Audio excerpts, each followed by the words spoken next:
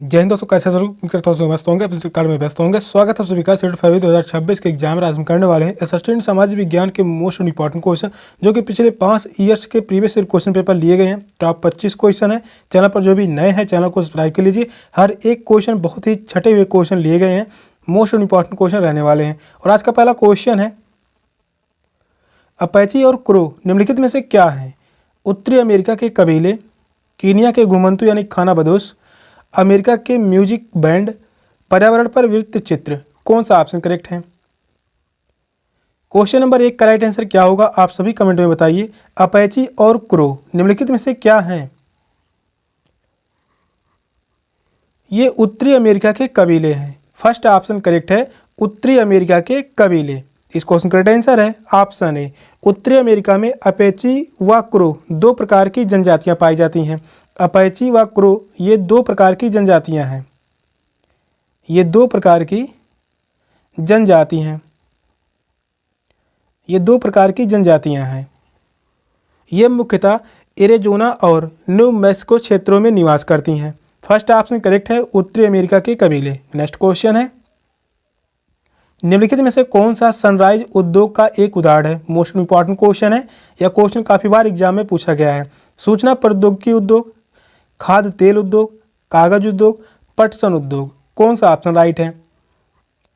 यह क्वेश्चन पूछा गया 2019 में, और इसके पहले यह क्वेश्चन पूछा गया था फरवरी 2014 में। फरवरी 2014 में 2021 में यह क्वेश्चन पूछा गया था, और यही क्वेश्चन बना कथन में। क्वेश्चन हमेशा प्रीवियस ईयर क्वेश्चन से रिपीट होते रहते हैं। क्वेश्चन नंबर 2 कह रहा है, निम्नलिखित में से कौन सा सनराइज उद्योग का एक उदाहरण है? सनराइज उद्योग का कौन सा उदाहरण होगा? सूचना प्रौद्योगिकी उद्योग। फर्स्ट ऑप्शन करेक्ट है, सूचना प्रौद्योगिकी उद्योग। यह जो है सनराइज उद्योग का उदाहरण है। सूचना प्रौद्योगिकी उद्योग सनराइज उद्योग का एक उदाहरण है। ये नवीन एवं तेजी से विकास करने वाले उद्योग माने जाते हैं। सनराइज उद्योग जो होते हैं ये नवीन एवं तेजी से विकास करने वाले उद्योग माने जाते हैं। नवीन एवं तेजी से विकास करने वाले उद्योग माने जाते हैं। फर्स्ट ऑप्शन करेक्ट है, सूचना प्रौद्योगिकी उद्योग। नेक्स्ट क्वेश्चन है, निम्नलिखित में से किस क्षेत्र को विश्व का फलो उद्यान कहा जाता है? दक्षिण अफ्रीका का ऑरेंज क्षेत्र, भारत की कश्मीर घाटी, भूमध्य क्षेत्र, ऑस्ट्रेलिया में क्वींसलैंड। कौन सा ऑप्शन राइट है? जो भी क्वेश्चन करवाए जा रहे हैं हर एक क्वेश्चन सेट एग्जाम के लिए मोस्ट इंपॉर्टेंट क्वेश्चन रहने वाले हैं। जो भी क्वेश्चन लिए गए हैं बहुत ही इंपॉर्टेंट क्वेश्चन है, एग्जाम में छपने की पूरी गारंटी है। क्वेश्चन नंबर 3 का राइट आंसर क्या होगा आप सभी कमेंट में बताइए। निम्नलिखित में से किस क्षेत्र को विश्व का फलोद्यान कहा जाता है? फलो उद्यान कहा जाता है विश्व का भूमध्य क्षेत्र। थर्ड ऑप्शन करेक्ट है, भूमध्य क्षेत्र। भूमध्य क्षेत्र किसे कहते हैं? यह जो है ग्लोब है। 0 अंश अक्षांश रेखा, 0 अंश अक्षांश रेखा को हम भूमध्य रेखा या विषुवत रेखा कहते हैं। 0 अंश अक्षांश रेखा को भूमध्य रेखा या विषुवत रेखा। 0 अंश अक्षांश के 23.5 अंश अक्षांश उत्तरी रेखा, इसे हम कहते हैं कर्क रेखा। वहीं 0 अंश अक्षांश के 23.5 अंश दक्षिणी अक्षांश रेखा, 23.5 अंश दक्षिणी अक्षांश रेखा, इसे कहा जाता है मकर रेखा। फलोद्यान के लिए सबसे ज़्यादा जो फेमस है वह है भूमध्य क्षेत्र, या जो होगा भूमध्य क्षेत्र।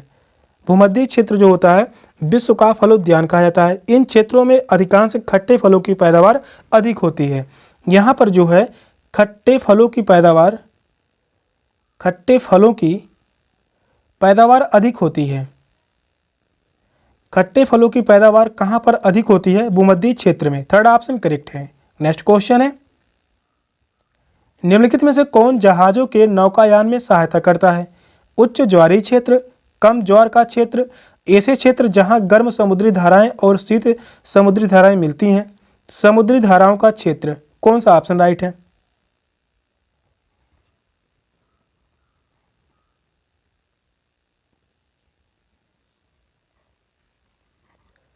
क्वेश्चन नंबर 4 का राइट आंसर क्या होगा आप सभी कमेंट बताइए। कमेंट में आंसर देते रहिए। निम्नलिखित में से कौन जहाजों के नौकायान में सहायता करता है? जहाजों के नौकायान में सहायता करता है उच्च ज्वारीय क्षेत्र। फर्स्ट ऑप्शन करेक्ट है, उच्च ज्वारीय क्षेत्र। उच्च ज्वारीय क्षेत्र नौकायान में मदद करता है।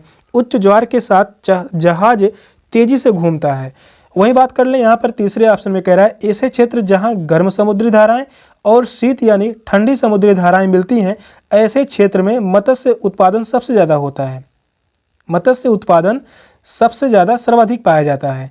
फर्स्ट ऑप्शन करेक्ट है। नेक्स्ट क्वेश्चन है, पृथ्वी द्वारा प्रसारित यानी प्रेषित रेडियो तरंगों को वापस पृथ्वी पर कौन परावर्तित करता है? वायुमंडल, मध्यमंडल, समतापमंडल, तापमंडल। कौन सा ऑप्शन राइट है? यह क्वेश्चन पढ़ाया जा चुका है और यहाँ से क्वेश्चन हर बार पूछे गए हैं। यह क्वेश्चन 2014 में बना, इसके बाद यही क्वेश्चन 2016 में पूछा गया, 2018 में पूछा गया, 2023-24 दोनों बार यह क्वेश्चन पूछा गया। कभी क्वेश्चन कथन में पूछता है, कभी one liner. Most important question रहने वाला है। तो आपसे बताइए क्वेश्चन नंबर 5 का राइट आंसर क्या होगा?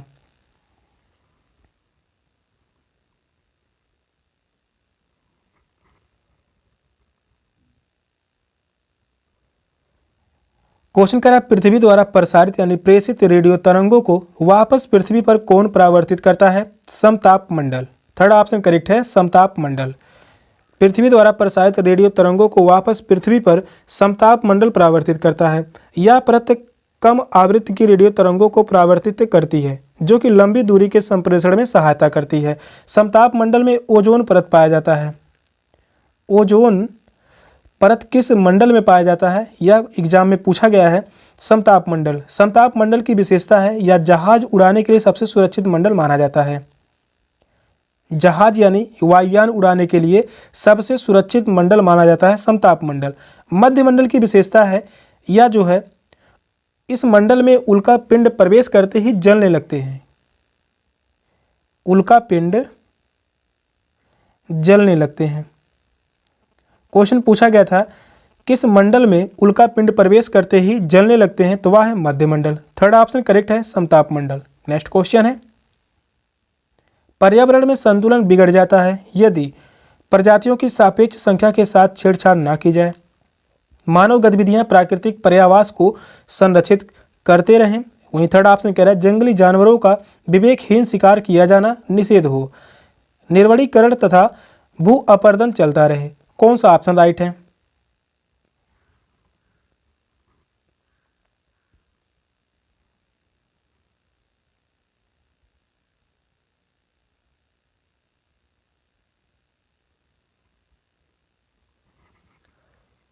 क्वेश्चन यह भी इंपॉर्टेंट है। क्वेश्चन नंबर 6 कह रहा है पर्यावरण में संतुलन बिगड़ जाता है।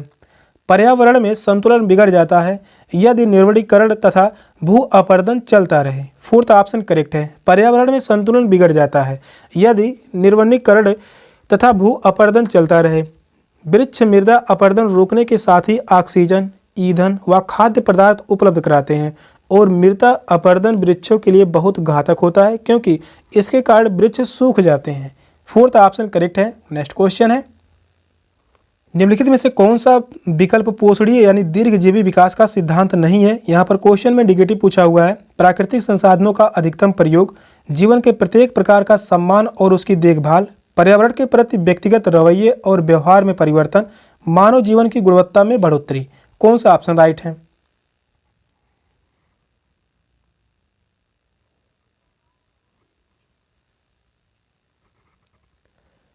क्वेश्चन नंबर 7 का राइट आंसर क्या होगा? निम्नलिखित में से कौन सा विकल्प पोषणीय यानी दीर्घजीवी विकास का सिद्धांत नहीं है? यहाँ पर नहीं शब्द जो है नेगेटिव होता है और एग्जाम में ध्यान देने योग्य बातें हैं क्योंकि यह गलती होती रहती है। प्राकृतिक संसाधनों का अधिकतम प्रयोग या जो है दीर्घजीवी विकास का सिद्धांत नहीं है। फर्स्ट ऑप्शन करेक्ट है। प्राकृतिक संसाधनों का अधिकतम प्रयोग पोषणीय विकास का सिद्धांत नहीं है। भविष्य के लिए प्राकृतिक संसाधनों का संरक्षण आवश्यक होता है। प्राकृतिक संसाधनों का दुरुपयोग व अपव्यय नहीं करना चाहिए। फर्स्ट ऑप्शन करेक्ट है। नेक्स्ट क्वेश्चन है, दो शहरों यन और यम ग्रीनविच के क्रमशः 15 अंश पूर्व तथा 15 अंश पश्चिम पर स्थित हैं। इन दो शहरों के समय में कितना अंतर होगा? 30 मिनट, 1 घंटा, 1 घंटा 30 मिनट, 2 घंटे। कौन सा ऑप्शन राइट है? मोस्ट इंपॉर्टेंट क्वेश्चन है। यह क्वेश्चन हमेशा 1 से 2 क्वेश्चन पूछते रहते हैं जो कि समय से संबंधित होते हैं और बहुत ही आसान क्वेश्चन होते हैं। क्वेश्चन नंबर 8 बहुत ही इंपॉर्टेंट क्वेश्चन है। दो शहरों यन और यम ग्रीनविच के क्रमशः 15 अंश पूर्व तथा पश्चिम 15 अंश पर स्थित है। इन दो शहरों के समय में कितना अंतर होगा?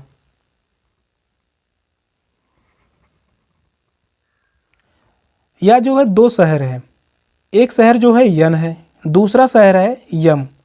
दोनों के बीच जो है एक तो 15 अंश पूर्व है, दूसरा 15 अंश पश्चिम।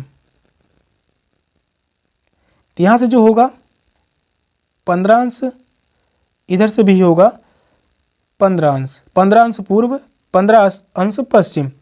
दोनों को मिलाने पर क्या होगा? यहाँ पर 30 अंश मिलेगा। दोनों को मिलाने पर यहाँ पर प्राप्त होगा 30 अंश। हम सभी को पता है एक अंश बराबर होता है 4 मिनट। एक अंश बराबर 4 मिनट, इसको याद रखिए, यह हमेशा काम में आएगा समय को निकालने में। एक अंश बराबर 4 मिनट, 30 अंश बराबर 30 गुणे यहाँ पर 4 कर देंगे, प्राप्त होगा 120। 120 मिनट प्राप्त होगा। यहाँ पर जो है 120 मिनट, 120 मिनट बराबर यानी 2 घंटे। 2 घंटे, फोर्थ ऑप्शन करेक्ट होगा। इस क्वेश्चन का आंसर है ऑप्शन डी, 2 घंटे।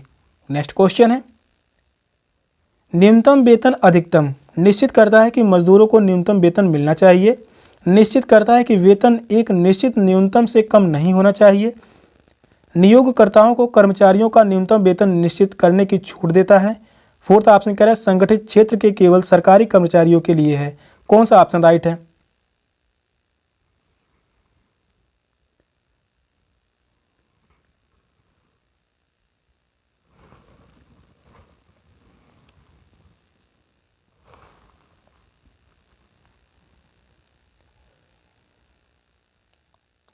क्वेश्चन नंबर 9 का राइट आंसर क्या होगा? न्यूनतम वेतन अधिकतम निश्चित करता है कि वेतन एक निश्चित न्यूनतम से कम नहीं होना चाहिए। सेकंड ऑप्शन करेक्ट है। न्यूनतम वेतन अधिकतम निश्चित करता है कि वेतन एक निश्चित न्यूनतम सीमा से कम नहीं होना चाहिए। यह फैक्ट्री या कारखाने के मालिकों द्वारा श्रमिकों का शोषण रोकने से महत्वपूर्ण भूमिका निभाता है। सेकंड ऑप्शन राइट है। नेक्स्ट क्वेश्चन है, संविधान के किस अनुच्छेद के अंतर्गत अस्पृश्यता के कारण किसी अयोग्यता को लागू करना कानून के अनुसार एक दंडनीय अपराध है?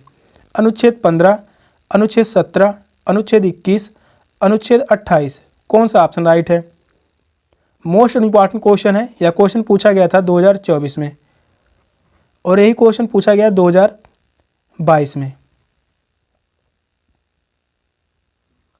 क्वेश्चन नंबर 10 का राइट आंसर क्या होगा? संविधान के किस अनुच्छेद के अंतर्गत अस्पृश्यता के कारण किसी अयोग्यता को लागू करना कानून के अनुसार एक दंडनीय अपराध है? यह किस अनुच्छेद के अंतर्गत आता है? यह जो है अनुच्छेद 17 के अंतर्गत दिया गया है। सेकंड ऑप्शन करेक्ट है, अनुच्छेद 17। संविधान के अनुच्छेद 17 में बताया गया है कि छुआछूत के कारण किसी अक्षमता को लागू करना एक दंडनीय अपराध है। छुआछूत की महात्मा गांधी ने और साथ में डॉक्टर भीमराव अंबेडकर ने बहुत बड़ी आलोचना की थी। सेकंड ऑप्शन करेक्ट है, अनुच्छेद 17। अनुच्छेद 15 की बात कर लें। अनुच्छेद 15 में धर्म, वंश, जाति, लिंग विभेदीकरण की नीति है। इसमें जो है धर्म है, वंश, जाति, इसके अलावा लिंग विभेदीकरण की नीति है। अनुच्छेद 21 की बात कर लें, मोस्ट इंपॉर्टेंट अनुच्छेद है, काफी बार एग्जाम में पूछा गया है। प्राण एवं दैहिक स्वतंत्रता का अधिकार। प्राण एवं दैहिक स्वतंत्रता का अधिकार है। प्राण एवं दैहिक स्वतंत्रता का अधिकार अनुच्छेद 21 में है। अनुच्छेद 28 धार्मिक शिक्षा पर प्रतिबंध। धार्मिक शिक्षा पर प्रतिबंध।